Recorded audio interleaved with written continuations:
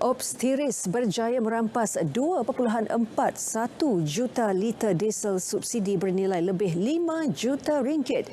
Sidang Dewan Rakyat Negara diberi maklum mengenai perkara itu. Untuk perkembangan lanjut, kita bersama Fauzura Yusof. Baik Hazel, sebanyak 2.41 juta liter diesel subsidi bernilai 5.41 juta ringgit dirampas dalam Opstiris melibatkan 198 tangkapan. Timbalan Menteri Perdagangan Negeri dan Kos Sara Hidup Fuziah Saleh maklumkan ia hasil 6,571 pemeriksaan yang dibuat bermula 1 Mac hingga 31 Mei lalu.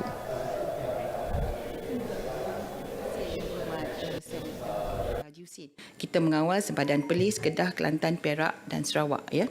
Berkenaan dengan perairan pula, ianya di dalam kawasan kata-kata yang kalau nelayan dan sebagainya itu, kita bekerjasama dengan agensi penguatkuasa yang lain untuk melaksanakan penguatkuasaan. Jadi bagi pihak KPDN, apa yang dalam lingkungan kami boleh kawal. Beliau menjawab pertanyaan Senator Hussein Ismail. Opstiris berkuat kuasa selama 6 bulan bermula 1 Mac hingga 31 Ogos bertujuan menggerakkan arahan pemeriksaan dan operasi ke atas barang kawalan berjadual bersubsidi jenis minyak diesel. Manakala bagi pelaksanaan projek rintis stesen minyak tanpa subsidi pula, hampir 6 juta ringgit diperuntukkan. Hampir 6 juta ringgit peruntukan subsidi minyak diesel berjaya diselamatkan. Ia melibatkan 2 stesen minyak di Wang Kelian dan juga padang besar di Perlis yang mula dilaksanakan sejak Februari lalu. Meskipun inisiatif yang diperkenalkan itu bersifat liberal, namun ia berkesan bagi mengekan ketirisan melibatkan penjualan minyak diesel.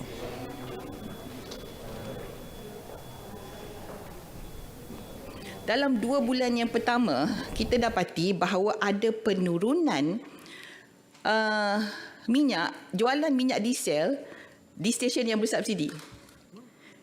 Dan juga minyak RON 95 di stesen yang bersubsidi. Jumlah jimatan dia 1.77 million di minyak diesel bersubsidi dan di RON 95 3.98 juta ringgit diselamatkan.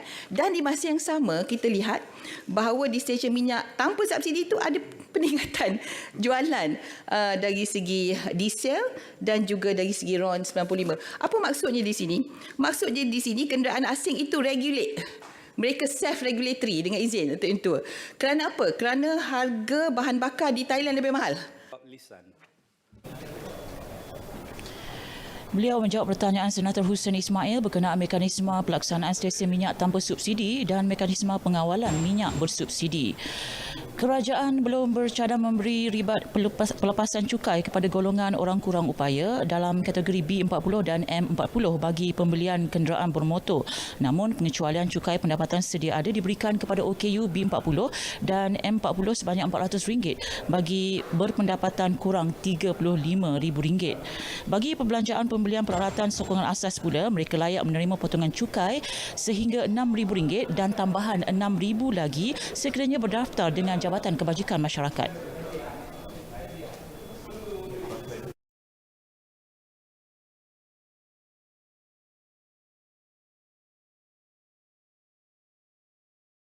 Golongan OKU yang berada dalam kategori B40 besar kemungkinan mereka tidak dikenakan cukai setelah mengambil kira pelbagai pelepasan cukai dan rebate yang berkaitan. Justru, layangan cukai sedia ada dilihat memadai bagi meringankan beban golongan OKU bagi kategori B40 dan M40.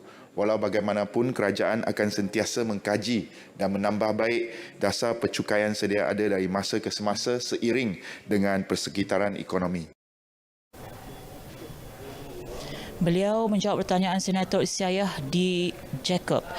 Malaysia Techlipik, insentif terkini dilaksanakan sebagai langkah siap siaga golongan belia memainkan peranan sebagai pelengkap kepada agenda pendidikan sains teknologi, kejuruteraan dan matematik. Seterusnya memacu revolusi industri keempat. Timbalan Menteri Sains Teknologi dan Inovasi, Datuk Arthur Joseph Kurup memaklumkan program itu berjaya mencatatkan penyertaan seramai 1.03 juta orang tahun lepas. Manakala bagi tahun ini, program dirancang pelaksanaan mulai Julai ini turut ditambah baik menggunakan aplikasi teknologi terkini.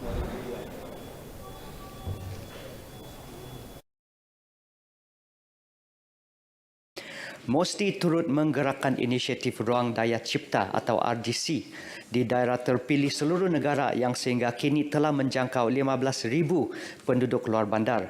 RDC dibangunkan untuk memberi peluang dan pendedahan kepada golongan komuniti terutamanya kalangan pelajar, belia, usahawan PKS dan orang awam di luar bandar untuk memperolehi ilmu, pengetahuan serta menggunakan peralatan teknologi berasaskan elemen sains, teknologi, inovasi dan ekonomi. Penjelasan ini bagi menjawab soalan dikemukakan Senator Datuk Wira Dr. Muhammad Hatta Muhammad Ramli. Isu meningkatkan kenderaan dan kesedaran dan kefahaman berkaitan gender di kementerian serta agensi terus diberi perhatian menerusi Gender Focal Point dan Gender Focal Team.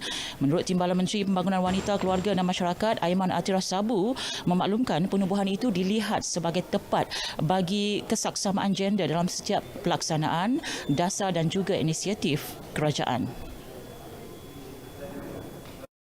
Dan di peringkat kementerian, di peringkat kerajaan juga di peringkat Kementerian Pembangunan Wanita, kita telah pun melalui rancangan Malaysia ke-12, kita telah mewujudkan Gender Focal Point dan juga Gender Focal Team di setiap kementerian dan agensi kerajaan untuk perancangan dan pemantauan serta penilaian bagi setiap dasar perundangan dan program yang dilaksanakan di setiap kementerian dan juga agensi mengambil kira perspektif gender. Dan untuk kita memberikan empowerment bukan sahaja kepada wanita dan juga kepada lelaki itu sendiri dan kepada semua peringkat umur dan kepada setiap latar belakang masyarakat kita. Itu diberikan perhatian oleh Kementerian Wanita, insya-Allah. Soalan tambahan. Beliau menjawab soalan tambahan dibangkitkan Senator Datuk Seri Zurainah Musa di Dewan Negara. Baik, itu dahulu perkembangan langsung dari Parlimen. Untuk perkembangan berita tengah hari, terus saja kembali bersama dengan Hazel di studio. Silakan.